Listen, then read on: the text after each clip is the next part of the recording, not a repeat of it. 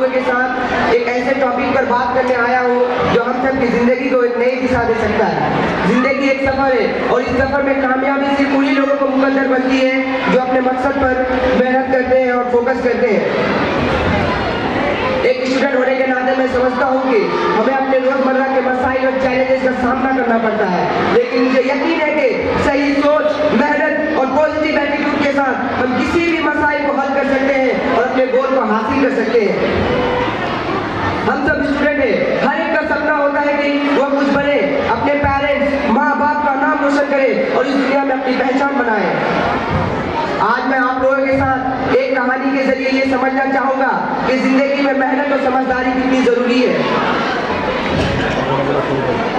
एक बार का जिक्र है, एक छोटे से गांव में एक लड़का रहता था जिसका नाम अहमद था। अहमद के घर का हालात अच्छा नहीं था, लेकिन उसका सपना था कि वह एक दिन बड़ा आदमी बनेगा और अपने माँ बाप का नाम रोशन करेगा। अहमद स्कूल जाता मगर उसका अपना मार्क्स के लिए हमेशा परेशान रहता था। वह चाहे जितनी भी मेहनत कर लेता उसका मार्क्स कभी अच्छा नहीं आता था। एक दिन उसका उस्ताद सर हामिद ने उसकी दुख को समझ गया और कहा, बेटा अहमद, तुम इतनी मेहनत करते हो फिर भी तुम्हारे अच्छे मार्क्स क्यों नहीं आते?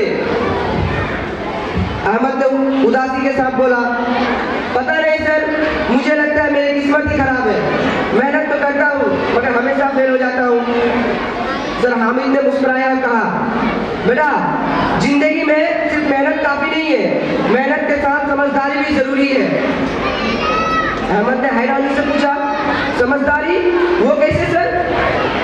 फिर सर हामिद ने एक मिसाल दी, अगर तुम किसी मुश्किल सवाल पर 1 घंटा वेस्ट करते हो और तुम उसके तरीका को समझने का कोशिश नहीं करते हो तो वही गलती तुम बार बार दोहराते रहोगे।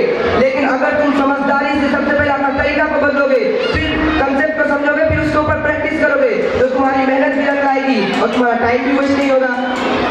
अहमद ने सर की बात को मान ली और पढ़ने का तरीका को बदला, वक्त का सही मैनेजमेंट को सीखा और सिर्फ रट्टा लगाने के बजाय कंसेप्ट को समझना शुरू किया।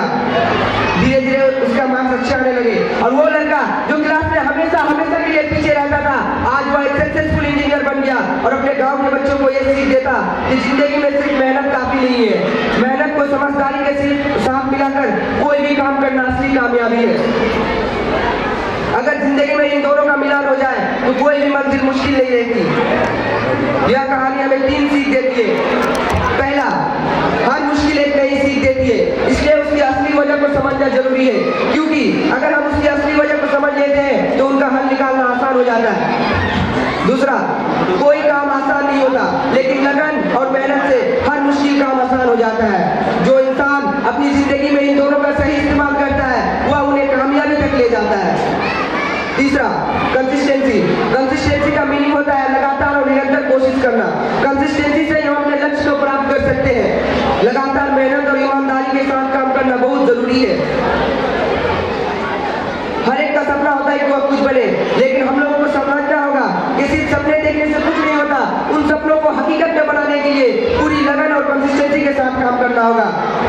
अगर हमें लगता है कि कोई सब्जेक्ट मुश्किल है तो हमें उस मुश्किल सब्जेक्ट को छोड़ना नहीं होगा, बल्कि उस मुश्किल सब्जेक्ट पर ज्यादा से ज्यादा मेहनत करनी होगी। हम लोगों को याद रखना होगा, कामयाबी सिर्फ उन्हीं लोगों को हासिल होती है जो अपने गोल्स के लिए सब कुछ सैक्रिफाइस कर देते हैं। आखिर में मेरी एक गुजारिश है आप सबसे कि हम सबको अपने पेरेंट्स और टीचर का नाम रोशन करना होगा। पेरेंट्स और टीचर हम सबका सपोर्ट सिस्टम है, लेकिन मेहनत हमें करनी होगी। हमें कभी भी हार नहीं मानना होगा, चाहे जितनी भी मुश्किलात हमारे सामने आ जाए। याद रखें, मेहनत से बड़ी कोई इबादत नहीं और समझदारी के साथ की गई मेहनत कभी ज़ाया नहीं होती। हम सब स्टूडेंट हैं, हमारी जिंदगी में मुश्किलात जरूर आती है, लेकिन यही मुश्किलें हमें मजबूत बनाती है। जो इंसान मुश्किल वक्त में भी मेहनत करता है उनके लिए वह दिन दूर नहीं जब कामयाबी उन्हें उनकी कामयाबी के लिए सलामी करते हैं।